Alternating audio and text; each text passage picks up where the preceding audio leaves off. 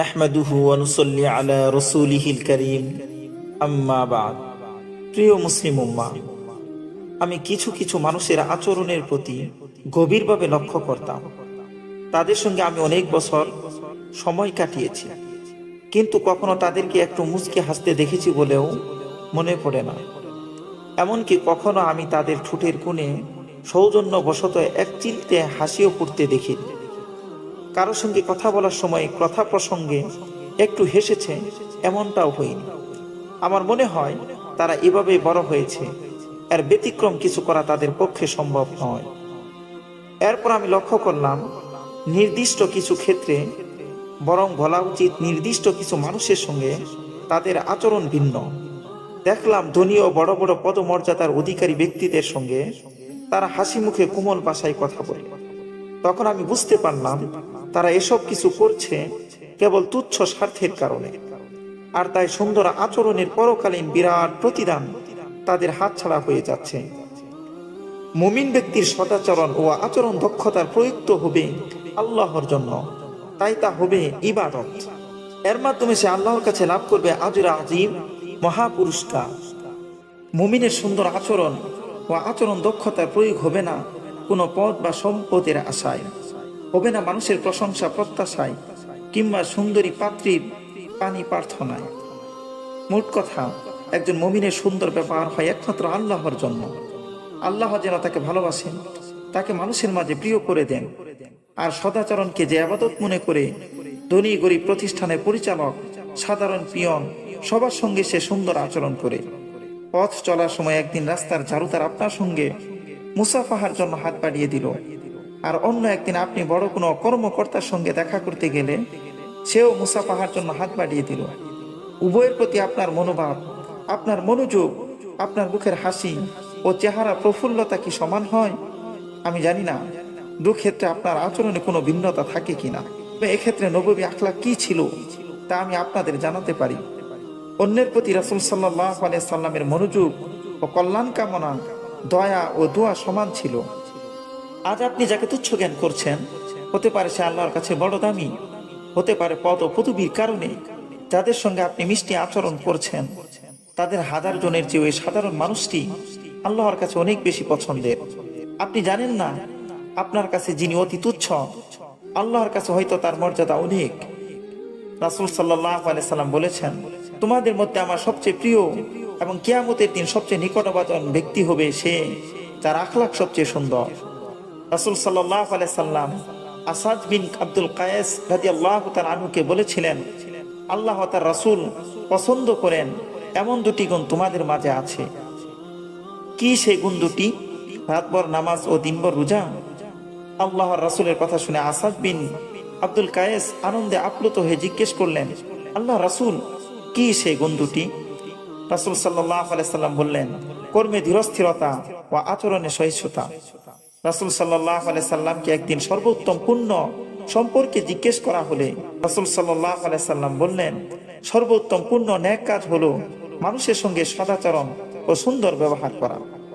অন্য একদিন জিজ্ঞেস করা হলো, কোন আমলের বিনিময়ে মানুষ অধিক জান্নাতে যাবে?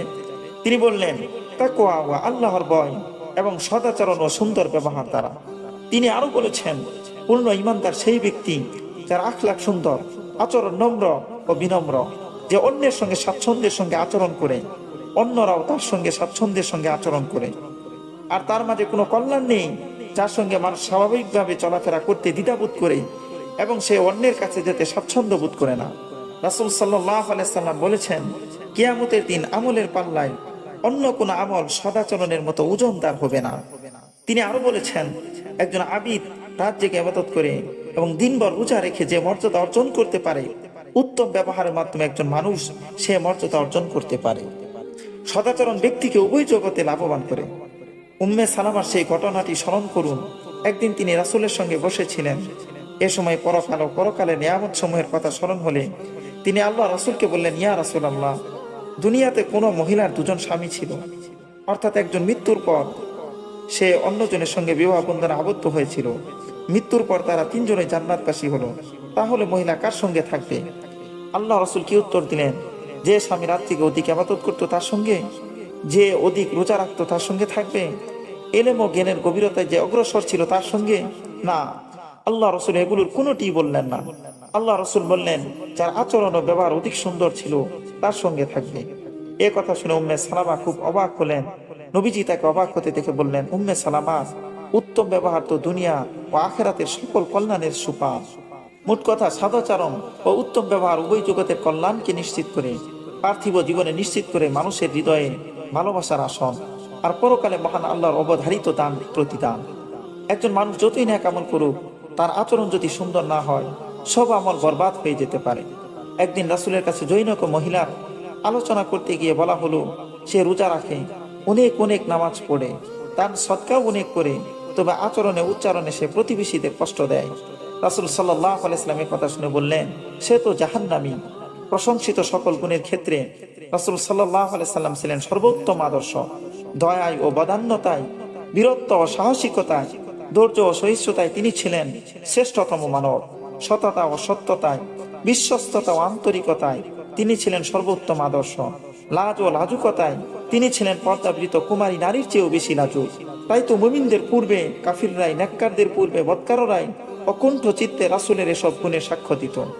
প্রথম যেদিন রাসূলের উপর অবতীর্ণ হলো ওহী এলাহি ও খোদাই প্রত্যাদেশ, দায়িত্ববোধে বিচলিত নবীজিকে সেদিন হযরত খাদিজা রাদিয়াল্লাহু তাআলা আনহা বলেছিলেন, আল্লাহর শপথ, আল্লাহ আপনাকে কখনো বিব্রত ও অপদস্থ করবেন না। কেন? এই অবিচল বিশ্বাস হযরত খাদিজা কোথায় পেলেন? এই প্রশ্নের উত্তর হযরত খাদিজার জবানেই শুনুন। এরপর তিনি বললেন, আপনি তো আত্মীয়দের সঙ্গে সুসম্পর্ক বজায় রাখেন, এতিম অসহায়দের দায়িত্বভার গ্রহণ করেন, সর্বদা নিঃস্বদের খোঁজ খবর নেন, অতিথিদের আপ্যায়ন করেন, সত্যের পথে যারা বিপদের সম্মুখীন হয় তাদের সহায়তা করেন, সদা সত্য বলেন, আমানত রক্ষা করেন। আর আল্লাহ তাআলা তো রাসূলের উপর অবতীর্ণ করেছেন এক শাশ্বত বাণী, যা তেলাওয়াতে আমরা ধন্য হচ্ছি প্রভু কিয়ামত পর্যন্ত। ওয়া ইন্নাকা লাআলা খুলুকিন আযীম, নিশ্চয়ই আপনি সমুন্নত চরিত্রের অধিকারী। রাসূল সাল্লাল্লাহু আলাইহি ওয়াসাল্লামের চরিত্র ছিল কোরআনের প্রতিচ্ছবি। কোরআন যেন মূর্ত হয়ে উঠেছিল রাসূলের আচরণে, উচ্চারণে, কর্ম ও চরিত্রে। তিনি পাঠ করেছেন কোরআনের এই আয়াত, ওয়াহসিনু ইন্নাল্লাহা ইউহিব্বুল মুহসিনিন, তোমরা সদাচরণ করো, নিশ্চয় আল্লাহ সদাচরণকারীদের পছন্দ করেন। আর ভালো ব্যবহার করেছেন সবার সঙ্গে, শিশু, বৃদ্ধ, ধনী, দরিদ্র, তুচ্ছ অতুচ্ছ সকলের সঙ্গে তিনি করেছেন সর্বোত্তম ব্যবহার। তিনি শুনেছেন কুদরতি প্রত্যাদেশ, ফাফু ওয়াসফাহু, তোমরা ক্ষমা করো এবং অন্যের অসদাচরণকে উপেক্ষা করো। আর তিনি ক্ষমা করেছেন অন্যকে, উপেক্ষা করেছেন সকল অসদাচরণকে। তিনি তেলাওয়াত করেছেন, অকুলু লিন্নাসি হুসনা, তোমরা মানুষের সঙ্গে ভালো কথা বলো। তখন তিনিও সর্বোত্তম ভাষায় মানুষের সঙ্গে কথা বলেছেন। আল্লাহ রাসূল তো আমাদের সব সময়ের আদর্শ, তার কর্মনীতি তো আমাদের জন্য শাশ্বত কর্মনীতি। সিরাতে নববীর প্রতি একটু লক্ষ্য করুন, দেখুন নবীজি মানুষের সঙ্গে কেমন আচরণ করতেন, তিনি কিভাবে মানুষের ভুল সংশোধন করতেন, কিভাবে কটূক্তি ও অত্যাচার বরদাস্ত করতেন, কিভাবে মানুষের শান্তির জন্য নিজের শান্তিকে বিসর্জন দিতেন, কল্যাণের পথে মানুষকে আহ্বান জানাতে কিভাবে নিজেকে ব্যতিব্যস্ত রাখতেন। সিরাতের পাতা উল্টান, আজ তিনি একজন অসহায় ব্যক্তির প্রয়োজন পুরো করার জন্য চেষ্টা করছেন। আগামীকাল দুই মুসলমানের মাঝে সংগঠিত বিবাদের ফায়সালা করেছেন, আরেকদিন কাফিরদের দাওয়াত দিচ্ছেন। এভাবেই ধীরে ধীরে জীবনের সোনালী সময় কেটে গেছে, অস্থি মজ্জা দুর্বল হয়ে পড়েছে, উপস্থিত হয়েছে জীবনের অন্তিম মুহূর্ত। হযরত আয়েশা রাদিয়াল্লাহু তাআলা আনহা রাসূলের অবস্থা বর্ণনা করতে গিয়ে বলেন, বার্ধক্যে রাসূল সাল্লাল্লাহু আলাইহি সাল্লাম অধিকাংশ নামাজ বসে পড়তেন। কেন কেন এমন হয়েছিল? কারণ উম্মতের কল্যাণ কামনায় অমানসিক পরিশ্রম আর এ পথে পাওয়া কষ্ট তাকে করে ফেলেছিল দুর্বল। মন্ত্রের সাধন কিংবা শরীর পাতন, এই হোক জীবনের সাধনা।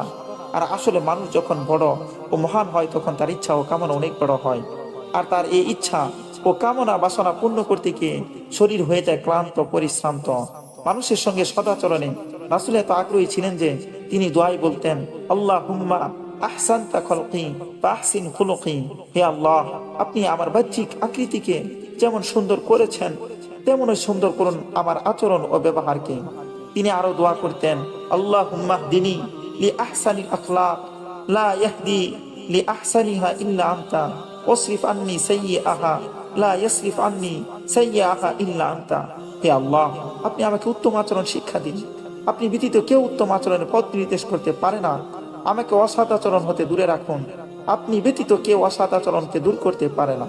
অতএব আমরা যদি চাই আমাদের আচরণে অমুসলিমরা অনুধাবন করবে ইসলামের প্রকৃত পরিচয়, মুসলমানরা পাবে সঠিক পথের দিশা, মুসলিম অমুসলিম নির্বিশেষে সকলের হৃদয়ে আমরা লাভ করব ভালোবাসা ও শ্রদ্ধার আসন, তাহলে আচরণ ও উচ্চারণের প্রতিটি ক্ষেত্রে আমাদের অনুসরণ করতে হবে নববী আদর্শ।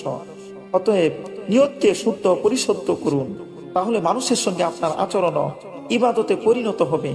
আচরণের বিশুদ্ধতায় আপনি লাভ করবেন তাকাররুবে ইলাইহির নিশ্চয়তা।